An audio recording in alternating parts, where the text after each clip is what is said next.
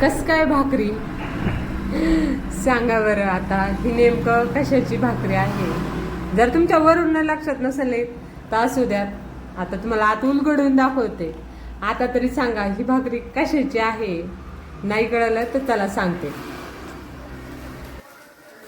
कस काय मंडळी, मस्त असं आहे ना, माहेरून वानवळा आलाय बरं का. तर आता ह्या शेपूच्या भाजीच्या ना तुम्हाला मी भाकरी बनवून दाखवते.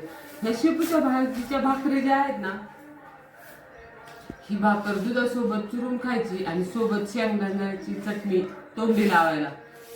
स्वर्गसुख ज्याला म्हणतात ना, ते नक्की हेच. खायला इतकी सुंदर लागते. आता भाकरी कशी करायची शेपूची, यासाठी मी तुम्हाला पुढे व्हिडिओ दाखवते, तो अगदी शेवटपर्यंत बघा. तर त्यासाठी आधी सुरुवातीला आपण ही भाजी व्यवस्थित निवडून घेऊ. आता एवढ्या भाजीच्या भाकरी नाही करायच्या, काहीची भाजी करायची आणि काहीच्या भाकरी करायच्या. मस्त गरम गरम दूध आणि भाकरी. तर चला भाजी. तर आता भाकरी करण्यासाठी काय करायचं, जी शेपूची भाजी व्यवस्थित निवडून घ्यायची. भाकरी करताना भाजी ही कोवळीच पाहिजे, निब्बर भाजी नको. त्यानंतर ही स्वच्छ धुवून घ्यायची, दुसऱ्या एकावर एक ठेवून घ्यायची आणि सुती कापडात ठेवून द्यायची, म्हणजे एकदम संपूर्ण पानतुटी झाली पाहिजे.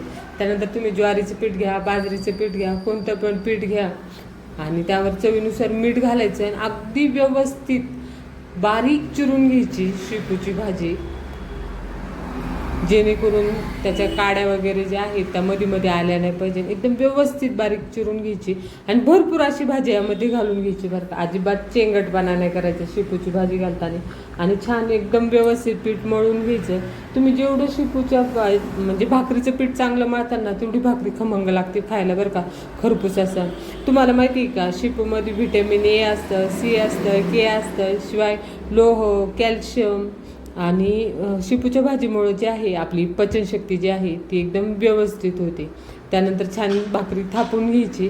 आता आपल्याला जर तुम्ही शेपूप्रेमी असाल ना, तर अगदी वरून देखील शेपूची भाजी घालायची आणि आपल्या भाकरी जशा आपण खरपूस भाजून घेतो ना, अगदी तसेच म्हणजे ज्या बाजूने आपण तीळ वगैरे लावतो ना, त्याच बाजूने पुन्हा तुम्ही शेपूला. आणि खरंच भाकरी करणं ही कला आहे बरं का.